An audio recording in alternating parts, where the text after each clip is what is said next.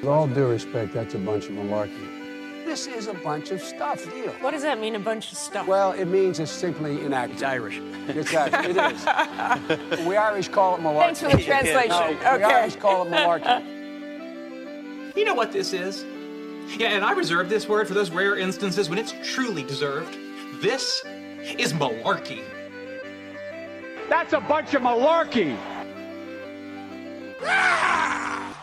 Direct from the King Spring Studios in beautiful Smyrna, Georgia. This is a bunch of malarkey.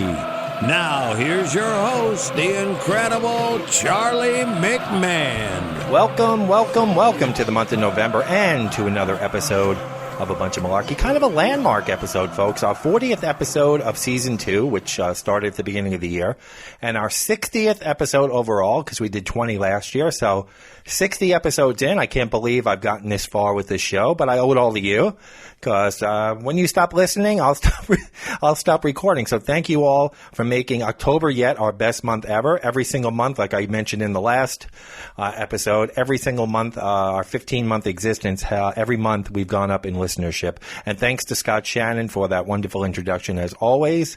So, well, folks, we closed out the month of October, Halloween, and all that spooky stuff in the rearview mirror. Baseball is over. Congrats to the Washington Nationals. Oh, I was really rooting for the Nationals because I really don't like the Astros. Sorry, folks out in Texas, but after what they did to my Yankees this year and in 2017, I have no love whatsoever for the Astros. So here we are. We're in November. Football halfway. We're halfway through the football season already, folks. We're in November. You can see Thanksgiving on the horizon, although it comes late this year, the 28th. So about a week later than it came last year. I believe it was the 22nd or 23rd last year. So 28th, we lose like a week of the holiday season, but that's not stopping some radio stations on Sirius XM. They've already have some channels playing holiday music. Now, I love the holidays, but it's still a little too early for me. I don't think I can get into Christmas music just yet. So speaking of Halloween, let's just put that to bed. Now, there was some wacky weather around the country on Halloween night. We had some tornadoes hit the Philadelphia area. There was a lot of rain and thunderstorms throughout, from like the Northeast, the Boston area, all the way down south. Now here, yeah, they were calling for rain. It rained most of the day before Halloween and about half of the day of Halloween, but then it cleared and got really cold. But folks, here's where I have a problem. People were actually posting on Facebook, parents, if it rains tonight, what is the makeup date for Halloween? Like trick-or-treating? Like, what are you kidding? Like, if it snows on Christmas, do you get a makeup date for like? What do you mean the makeup date for Halloween? Halloween's on October 31st. There is no makeup date. If it rains, you get an umbrella or a poncho, you brave the elements, or you stay the fuck home, and the makeup day is next Halloween. There is no makeup day for Halloween now. Our subdivision here, they had a Halloween party scheduled, which had a rain date of Saturday. That I can understand because there's vendors and food and people paid for it. I get it. Fine. Rain date for a party. But not a rain date for trick-or-treating. Trick-or-treating is on Halloween night. If it rains, if there's a tornado, an earthquake, a volcano, a wildfire, like those poor folks out in California, anything that will hinder the safety of the children, then guess what? Halloween's postponed till next Halloween. There is no makeup date for trick-or-treating. So, folks, what are you going to do? And listen, I have nothing against kids. I don't have kids. Well, I could do a whole show on being childless and the judgment that's passed down on people who don't have kids. I could do a whole show, and I might do that. But I don't have a problem with kids. I have a problem with the parents of this generation. Not all. I'm not going to stereotype all of you. Some of you are probably very good parents, but there are some that overmanage. Now, even with Halloween, I could see wanting to be home to see your kid in the costume, but I can't picture my dad back in 1979. I'm just pulling a random year, 1980, 81, whatever year you want to pick, telling his boss at work, you know, Jim, no, that was my dad's name. My dad, Jim, saying to his boss, we'll call him Tony. Tony, I'm leaving early tomorrow because it's Halloween and I want to see my kid trick-or-treat, or I want to go trick-or-treating. Didn't happen. It's a different world we're living in. I'm not saying that fathers shouldn't be involved. Like years ago, Dad, they didn't even know what grade you were in. They were working all the time. I'm not saying that. I mean, nobody wants to go back to those days, but I just can't picture my dad going to his boss or taking Halloween off or leaving a half day to see me in a costume. Just didn't happen. Different times, folks. So that's my rant about Halloween. I'm glad it's over. Now, we talked about that blackface or those blackface pumpkins that people were offended by that Bed Bath & Beyond were selling last week. We talked about it. And I actually put up a poll. And that was the first poll I ever put up where it was 100% of the vote. 100% of you who voted said those pumpkins were not offensive and were being offended way too much. So thanks for voting in the poll, as usual. And now, folks, if people listen to a bunch of malarkey, I'm not a doctor. I'm not a therapist. I don't claim to be anything. But if people actually listen to the show and actually listen to the stories and the mutants and all the stuff I talk about, it could save yourselves. It could save people a lot of time, money, and aggravation. Now, I've talked about these gender reveal parties. I did a whole show on them, how they're over-the-top bullshit, people burning down acres of because of wildfires in Arizona for blowing shit up. Now we've got a death, folks. We've got a death. A 56-year-old woman was killed instantly last weekend when a homemade contraption crafted to send pink or blue powder into the atmosphere at a gender reveal party accidentally exploded like a pipe bomb, traveling hundreds of feet and striking the woman in the head and killing her. This isn't the first stunt that has turned tragic. As I spoke about in Arizona in 2017, a gender reveal sparked a wildfire that destroyed tens of thousands of acres of land and required a week of firefighting to get it under control. He was also voted a Mutant of the Week that week here on the show. And what is this for, folks? For what? It's a clip, a video intended to go viral on social media. That's all it is, to brag and boast to your friends. It isn't even about the child to be born. It's all about the parents basking in this viral sensation. So this 56-year-old woman named Pamela Kreimeier, she was pronounced dead at the scene last Saturday in the city of Knoxville, according to a press release from the Marion County Sheriff's Office. The investigation found a gender reveal announcement resulted in the explosion, and the woman was struck by flying metal, according to the press release. Pamela was struck in the head. She died on impact, the official said. The family got together for what they thought was going to be a happy event with no intent for anyone to get hurt. Marion County Sheriff Jason Sandholt said in a statement, what ended up happening was that Pamela Kreimeier, a wife, a mother, and a grandmother, was killed by a piece of metal where a metal stand, gunpowder, and colored powder were involved. These people used gunpowder. Gender reveal parties have become an obsession for people trying to find creative ways to tell the world the sex of the baby they are expecting. Often these grand reveals are made for social media moments that involve displays of pink or blue. That's what the Kreimeier family had planned for. They spent Friday and Saturday prepping for the event, or for the moment. The family had welded a homemade stand which was filled with gunpowder and a metal base. They drilled a hole for a fuse and placed a piece of wood on top of the metal stand. Colored powder was then layered on top of the wood. Then they put tape on top of the entire assembly, which inadvertently created a pipe bomb, the authorities said. Around 4 p.m. last Saturday, they lit the fuse. Rather than shooting the colored powder into the air, the contraption exploded outward. A piece of the metal struck Pamela in the head before landing in a nearby field, according to the sheriff's report. The explosion remains under investigation, and the sheriff's department said, this is a reminder that anytime someone mixes these things, there is a high potential for serious injury or death. Please do not take these risks. My condolences go out to the family. So, folks, you listen to my show, I tell you, don't be a mutant. Don't do these things. Pop a balloon, cut the cake. Even that I think is silly. Just wait till the baby's born, or why does it have to be this big thing? The pink frosting or the blue frosting in the cake or confetti in a balloon, okay, we'll deal with it. But these extravagant things that result in injury and now death, when is enough, folks? Just so your friends can say, ooh, when you get like 20 likes on Facebook, you're willing to risk your relative's life? Come on, folks. So, folks, we already had a Mutant of the Week for a gender reveal. And now we have, I don't want to call them mutants because they lost a family member, but not very good judgment. So let's get into our favorite segment. A bunch of malarkey. Mutant of the Week. Now here's Charlie. So last week, only one vote separated our winner from our runner-up.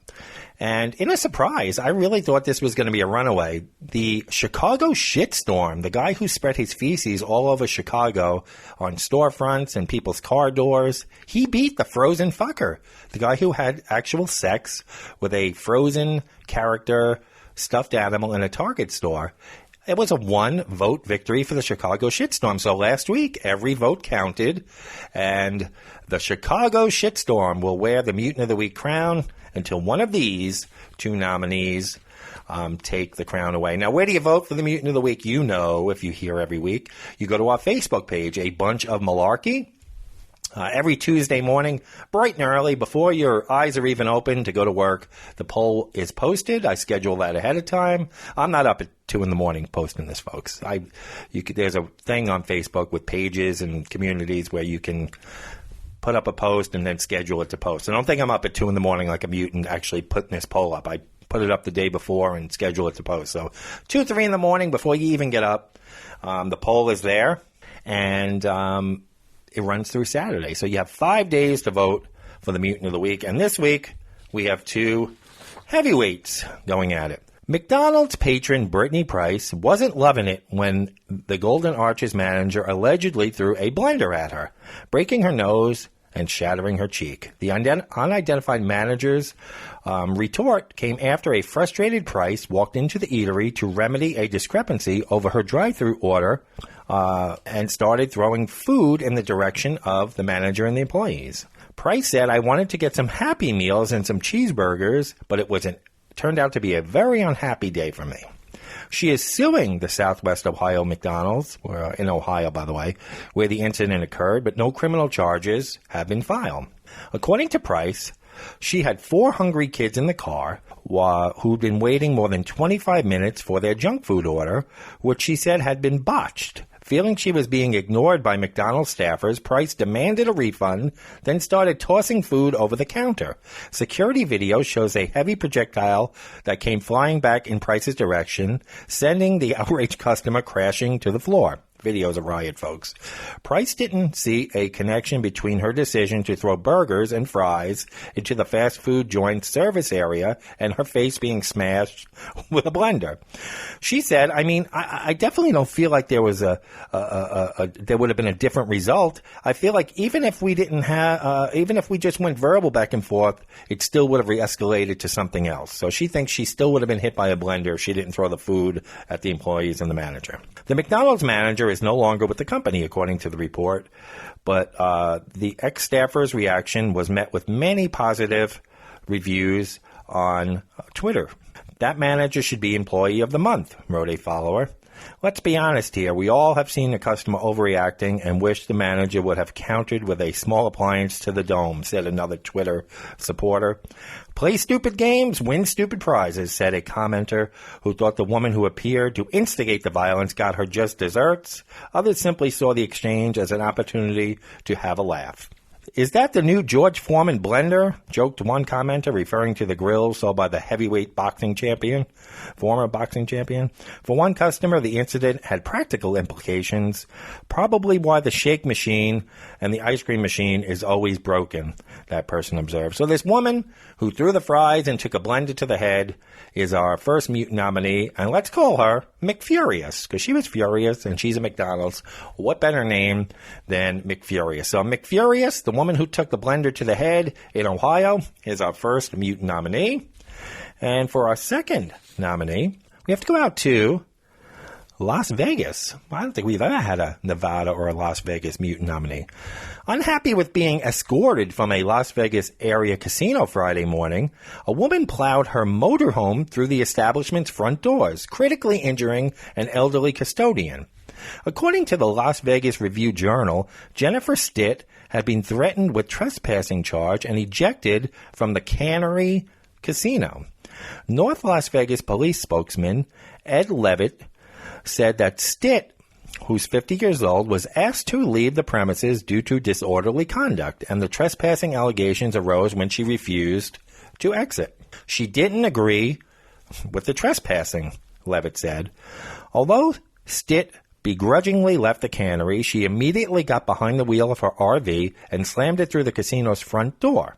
She now faces an attempted murder charge for running over a 66-year-old custodian who was in her path. Although critically injured, the man is expected to survive and recover, and Stitt is being held on $100,000 bail.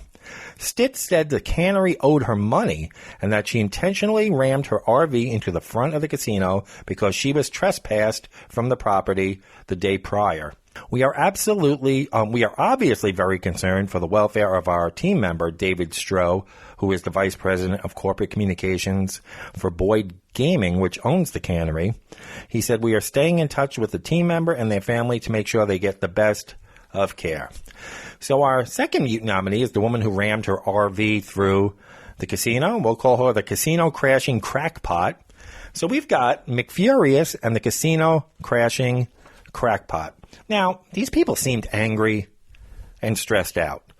Now, we live in a very stressful society, folks, and that's what our topic is today. It's about stress. Now, I'm not a doctor, once again.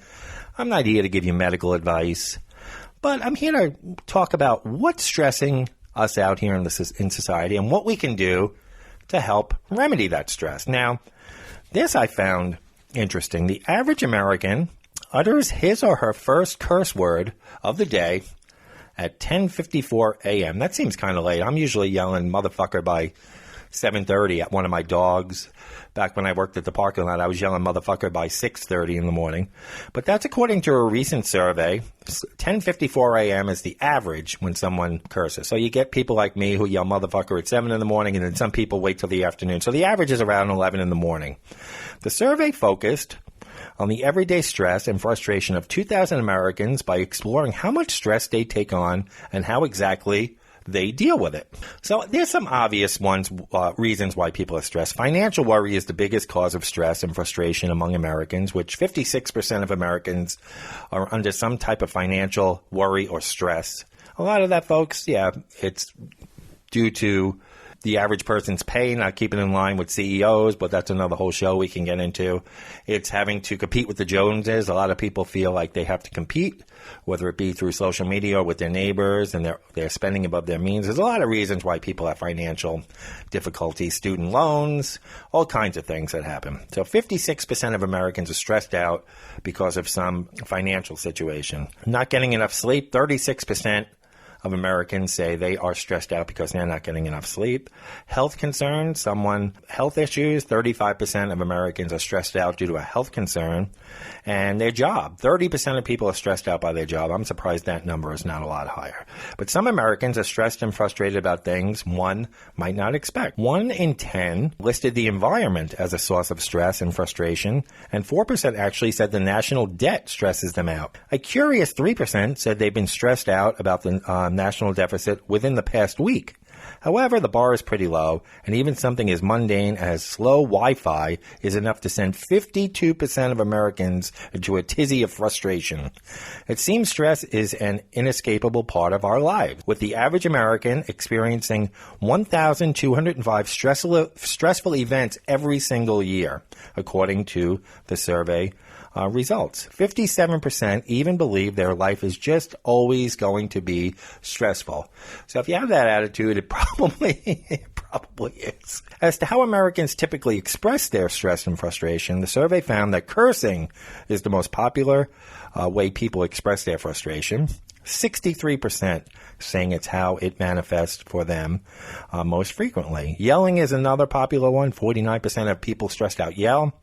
And sadly enough, 39% cry when they're stressed out. So you curse, you yell, and you cry. Those are the top 3 ways people cope with their stress. Now, we went over a few major sources of stress: financial, health concerns, their jobs, things like that. Not enough sleep. Now, they also have major ones like commute, noise, construction workers, jackhammering at 5 in the morning when you're trying to sleep. But stress and anxiety don't have to come from obvious or even negative sources. There are plenty of chronic strains and low-grade challenges that don't necessarily overwhelm you in the moment, but almost take more of a toll on you in the long run. These are some of the unexpected reasons why you might feel anxious or agitated. By recognizing them for what they are, you can better prepare to cope. Now let's go over some not so obvious, well, some are a little obvious, but not as obvious as financial or work or health. Things that are stressing us out, folks. We're going to go over a bunch of them. Your significant other. Even if you have a blissfully happy relationship with your live-in partner or spouse, you're both bound to do things to get on each other's nerves. Early in your relationship, folks, during that honeymoon phase, it's usually about space and other people and your significant other's habits. Like whether you squeeze the toothpaste from the middle or from the bottom, little petty things. But later on, you might clash over parenting or financial issues and finding a unified front to face these issues together. So what's the key to surviving and thriving in your life as a couple? Finding the balance, spending the right amount of time together, not too much and not too little, because you need a little alone time or things for you. That's why they have man caves and she sheds. Sheila's she shed burned down. People want their little area, their space, their time. You got to make compromises. You got to keep communication open and honest. And you got to remember to acknowledge what you love about each other on a daily basis. So that's an interesting one. Whether you can think you're in the happiest relationship of all, but it's still causing you stress. Now, everyday annoyances. We did a whole show on these pet peeves about, 2-3 months ago. We did a whole show on pet peeves. Now, these everyday annoyances are stressing us out. They're stressing me out anyway. We're told not to sweat the small stuff, but sometimes it's the little things that have the biggest impact on our mood. The never-ending phone calls with your insurance company, the rude cashier at the grocery store, the 20 minutes you lose looking for a parking space. We let these things bother us because they trigger unconscious fears. Fears of being seen as irresponsible or being bullied or embarrassed or fear of being late all the time, for example. Sometimes you need to take a step back and realize that you're doing the best you can given the circumstances. So don't stress out over the small stuff. It's easier said than done, because that's probably what stresses me out more than anything is the little things, the little annoyances, the parade of pet peeves, as I called it on our episode earlier this year. Other people's stress can stress you out. Stress is contagious, folks. According to a German study, in a series of experiments, most participants who simply observed others completing a stressful task experienced an increase in stress themselves and a increased production of the stress hormone called cortisol, a phenomenon known as empathic stress. You can also experience stress when someone you know is affected by a traumatic event, like a car crash or a chronic illness. You start to worry about them, and you start to think, oh, wow, could this happen to me? We tend not to think about these things until they hit close to home. Social media is stressing you out, folks. You might think it's great that you could see what your high school friend that you haven't seen in 30 years is eating for dinner, a picture of their burger at the diner. You might not think social media is stressing you out, but it is. For you or for the average person, it may seem like Facebook and Instagram are the only ways to keep up with the friends you don't see regularly, which during particular busy times in your life can be just about everyone. The social network is also has a downside, folks. According to a study from the Pew Research Center, it can make you aware of stressful situations in your friends' lives, which in turn can add more stress into your life. The Pew report didn't find that social media users overall had higher levels of stress, but previous studies have suggested that frequent social media use can be associated with negative body image and prolonged breakup pain. I also think it has a lot to do with trying to be, people post something, they're on a vacation, and people try to measure their lives against other people's lives on social media.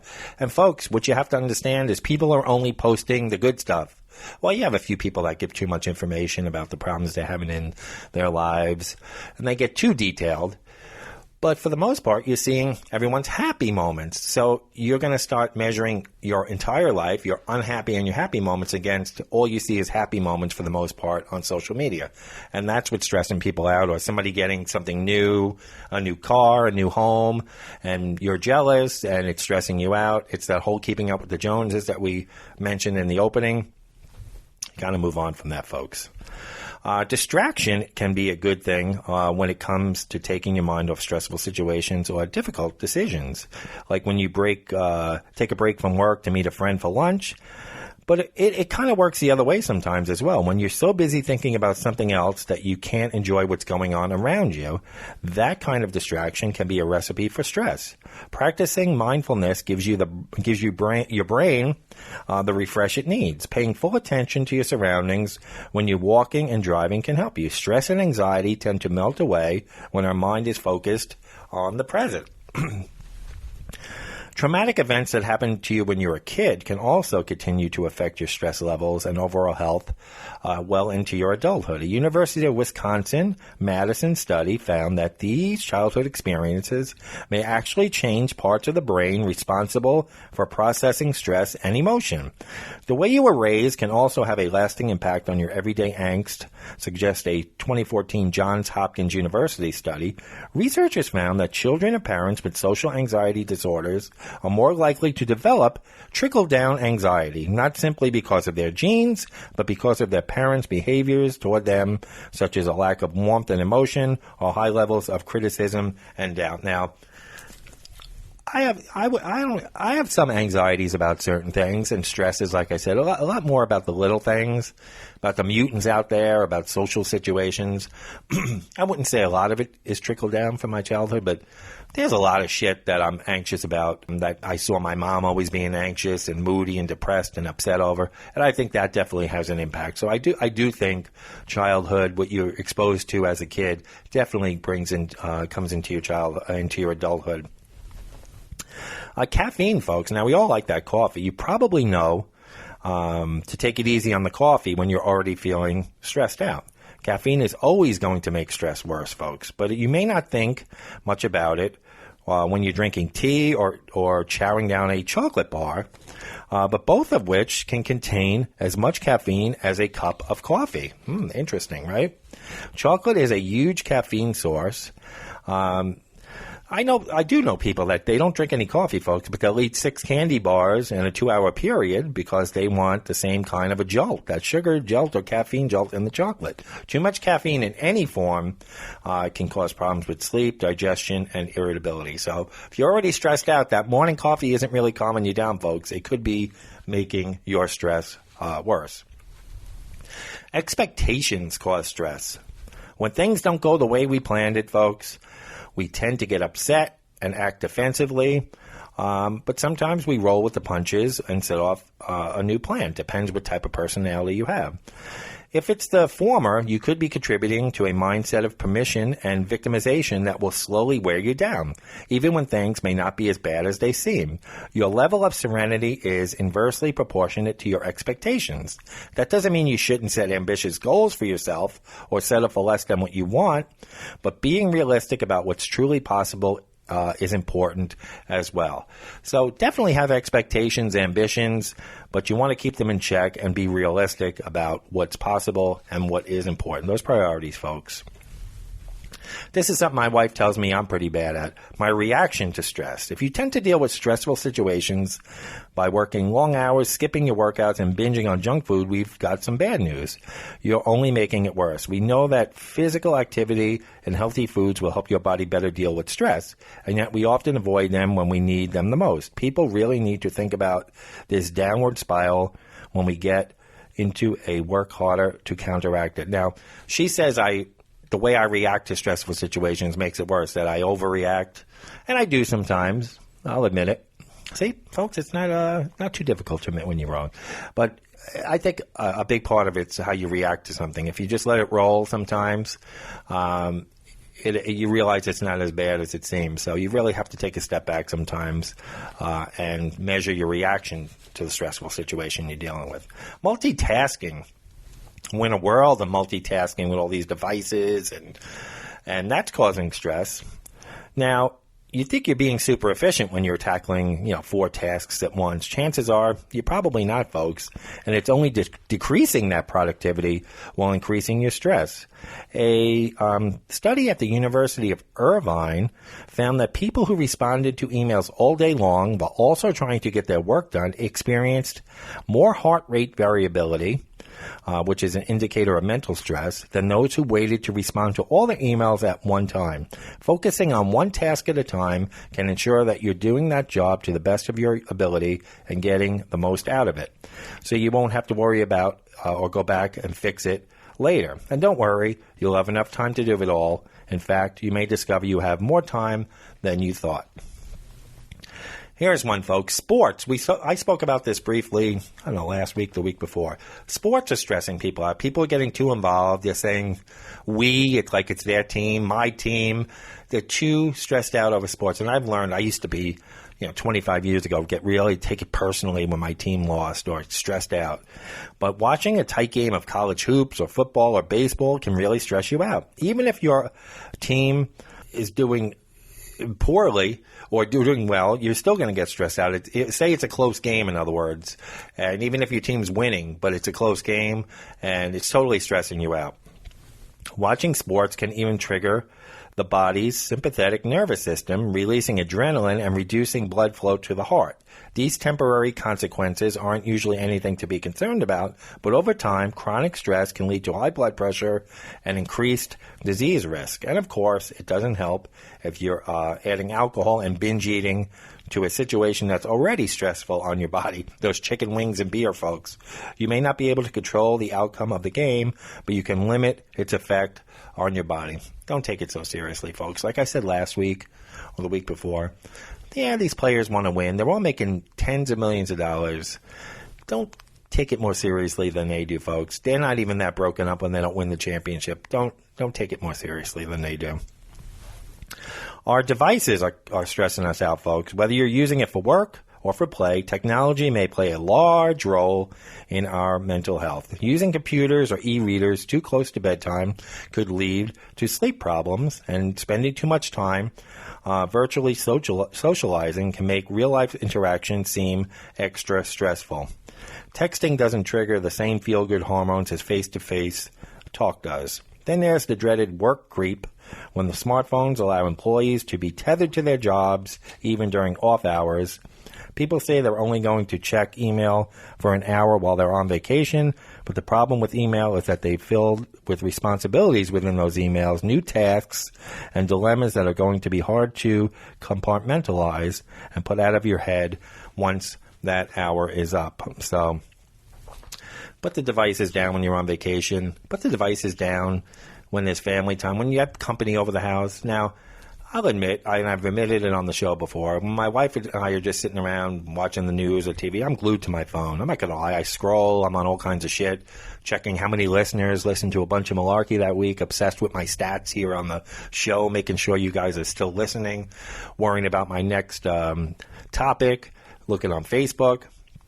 But when we have people over the house, friends, unless I have to look something up if we're having a discussion of who acted in that movie again or what year did that song come out, and I want to Google something. Google. I don't really take this much. I enjoy the social interaction with friends. I'd rather live in the moment with friends than sit there glued to a phone. And I try to be really mindful of that when we're with people. But in my everyday life, I'm not going to lie, I sit and scroll a lot. And it's something I need to improve upon. These devices are stressing us out, folks. And it's true, though, that interaction of actually talking to someone, whether it be on the phone or face-to-face, is much more enjoyable than text. I really hate texting. It's taken it's just taken that connection away from me. Like, it's not the same going back and forth on a text or a message than I used to love talking on the phone. I miss that. I really do. Your good health might be stressing you out. Yeah, not just the poor health we spoke about. Good health. While it may not be as stressful as having a chronic illness or getting bad news at the doctor's office, even people in the best shape of their lives worry about their bodies, their diets, their fitness levels. In fact, people who take healthy living to an extreme may experience some rather unhealthy side effects. People who follow Low-carb diets, for example, are more likely to report being sad or stressed out, while those on any kind of restrictive meal plan may feel more tired than usual. And it's not unheard of for someone to become obsessed with healthy eating or working out. Like any form of perfectionism, these problems can be stressful at best and extremely dangerous at worst. So you want to be healthy, but you don't want to be stressed out and talking about it all the time. Do what you got to do and stay healthy, but don't stress out over it.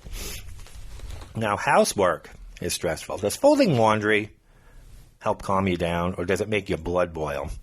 If you're living in a situation where you feel you're responsible for an unfair amount of the housework, even chores you once enjoyed may start to feel like torture. Dividing up housework and parenting responsibilities can be tricky, especially if both partners work outside the home. And whether you define that division of labor as equal or unequal can change your attitude towards it. I like to cook. I got chili, 2 pots of chili on the stove right now that I put together. I like to cook. Cleaning doesn't bother me. Yard work, like cleaning up leaves and stuff, doesn't bother me too much, except when the fucking neighbors don't rake theirs and they're constantly blowing over. But like in the summer, like because the summer's so long here in Atlanta, I think yard work stresses me out. By like August, I'm done with that heat and killing myself out there. But housework doesn't bother me. Dusting, vacuuming, that kind of stuff. Laundry, I don't like folding laundry too much. The actual act of putting it in the washer and dryer doesn't bother me, but the folding's a pain in the ass. But my wife mostly does laundry. But, you know, regular housework, dusting, Swiffering, vacuuming, that kind of stuff, wiping counters down, cleaning bathrooms, doesn't bother me at all. It's actually therapeutic. I put music on. I put music on to everything, but put music on when you're doing the housework, folks. Even if you have to put noise-canceling headphones on, it makes anything, even my yard work now, I put my headphones on. It really makes it go a lot faster. So that's my recommendation to reduce stress with housework, household chores, yard work. Music, music, music. Uncertainty stresses people out. Stress can be defined as any perceived or actual threat. So any type of doubt that's looming over you can contribute to your anxiety and stress levels on a daily basis. When you know something could change at any moment, you always have your guard up, and it's hard to just relax and enjoy something. Financial uncertainty can be the most obvious stressor. Not being sure if you'll keep your job during a round of layoffs, or not knowing how you'll pay your credit card bill, insecurities in other areas of your life like your relationship or your housing status can eat away at you as well. And the last one, folks, you're not going to believe this, but people say having a pet, especially a dog or cat, adds years to your life. And that's true in a lot of cases, but your pets are a source of stress and anxiety as well. No matter how much you love your furry friends, there's no question that they add all that extra responsibility to your already full plate. Even healthy animals need to be fed, exercised, cleaned up after, and given plenty of attention on a regular basis. And unhealthy ones, which we have, folks, it's a whole nother story. Pets can be the most positive source of unconditional love, but at the same time, they require an extreme amount of energy. People also tend to underestimate the stress they'll experience when they lose a pet. Now, we've been there 3 times in the last few years. I've had people in my office tell me they've cried more when their dog died than when their parent died. It's a very emotional connection. Now, we lost our dog Lucy in May, who we had for 9 years.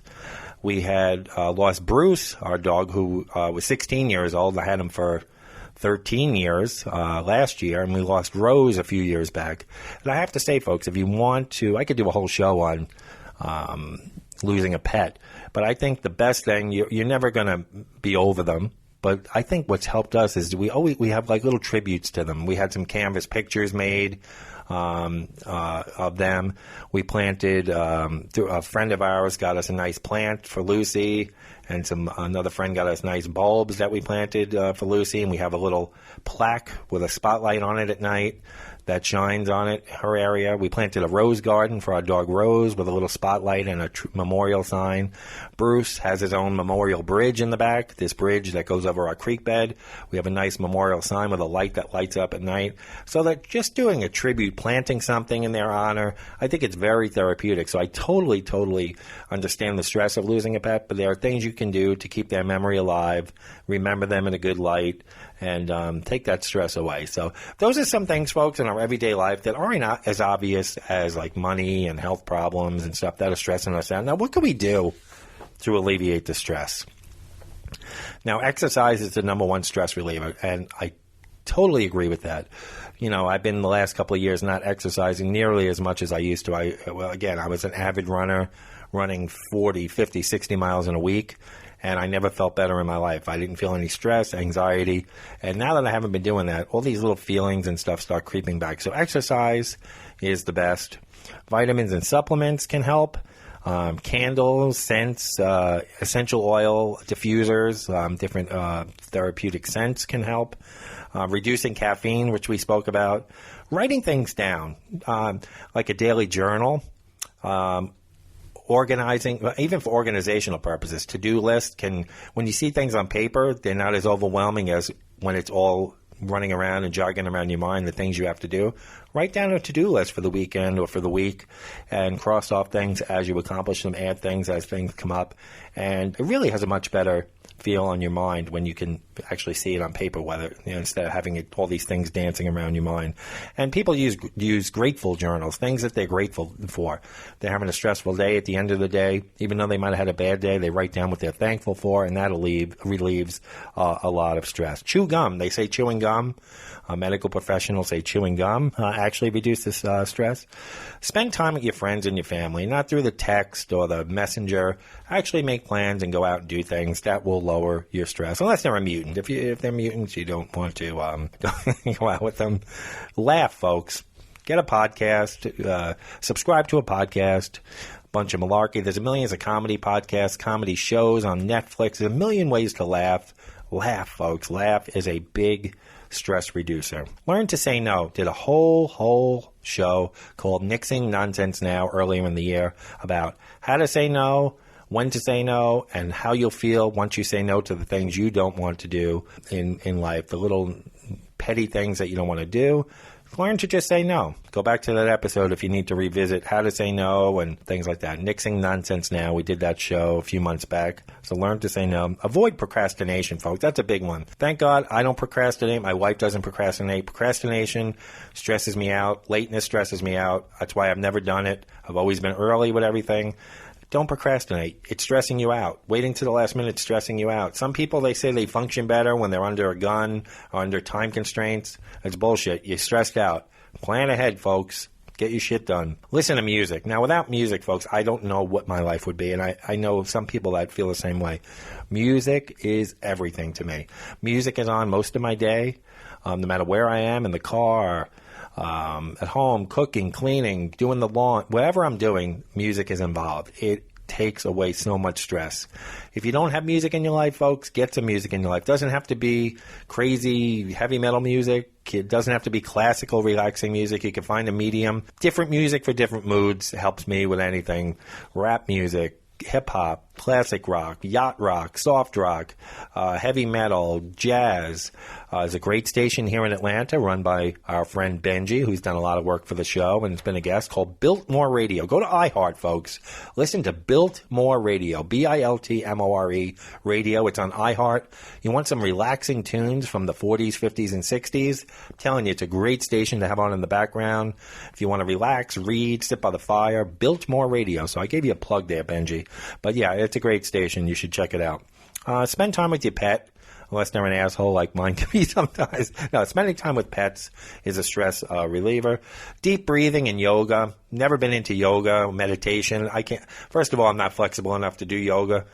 Meditation, I could never do. I can't get my mind clear.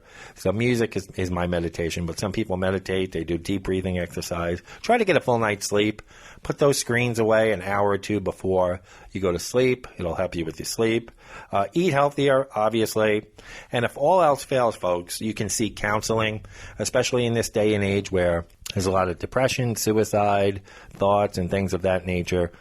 If all else fails, seek counseling. Go to somebody once a week, once every 2 weeks. Get your thoughts out, get your feelings out. It doesn't even have to go as far as that, but if that's what it takes, folks, to relieve your stress and anxiety, definitely do it. Or just call up a friend, go for a cup of coffee, go for a long ride with the windows down and some music turned up. There's so many things you could do on your own as well, or with a friend that'll relieve your stress. So, again, I'm not a doctor, but those are some things you can do to relieve your stress, some things that have helped me in the past and people that I know. So definitely take those into account. So, folks, where are we located? You got to tell your friends. A bunch of malarkey. Sometimes they do serious shit. Sometimes they prank call people. They do everything on the show. Where are we found? Well, you could tell everybody A Bunch of Malarkey is available on all major podcast platforms. Or you could say, they're available on iTunes. They're available on Apple Podcast. You can catch them on Google Play, Spotify, iHeartRadio, where that Biltmore Radio I just mentioned is also located, TuneIn Radio, Radio Public, Radio.com, Stitcher, CastBox, YouTube. If you have one of those Alexa devices, just say, Alexa, play the podcast A Bunch of Malarkey, and she will play the most recent episodes. There are plenty of ways you can get A Bunch of Malarkey, and obviously people are getting it from somewhere because our numbers keep going up, and I thank you all for that. How do you get in touch with us? We had a lot of emails last week about the prank calls for Halloween. People really, really love those prank calls. And I've got a holiday idea. So we'll be doing more calls in a few weeks. I've got a good holiday idea for prank calls. It'll probably be our last or second to last episode before the holidays. Now, would you believe, folks, after you listen to this episode, which only has a few minutes left in it, we only have 6 more shows until Christmas break. 6 more shows until, I think our last show of the year is on December 16th, which will be a Monday. Then we'll be taking 2 weeks off for Christmas and New Year's because I know you'll all be busy running around, hopefully keeping the stress down. I know holidays bring stress out in a lot of people, but hopefully you'll do some of the things we talked about earlier. But 6 more shows after this one until Christmas break, holiday break, Hanukkah, Kwanzaa, whatever you celebrate, New Year's. 6 more shows. So that's how close we are. So we'll be doing more prank calls for the holidays. Probably our show for the 16th is our last show. Either the 9th or the 16th we'll do a holiday prank call kind of show. So I mentioned I was getting into saying where can you get in touch with us, because a lot of people emailed and messaged us about the prank calls and people really loved it. A Bunch of Malarkey podshow at gmail.com. A Bunch of Malarkey podshow at gmail.com. You can email us. You can call us. Leave a voicemail. 706-406-8212. 706-406-8212. It's just a voicemail. I'm not gonna stress you out by answering the phone. You can block your number if you don't want that coming across the caller ID. You can go to our Facebook page, A Bunch of Malarkey, and send us a private message or comment. Don't forget to vote for the Mutant of the Week. Poll goes up Tuesday morning, bright and early, and ends on Saturday. We've got what do we got this week? We've got the McFurious versus the Casino Crashing Crackpot. You'll have 5 days to vote on that.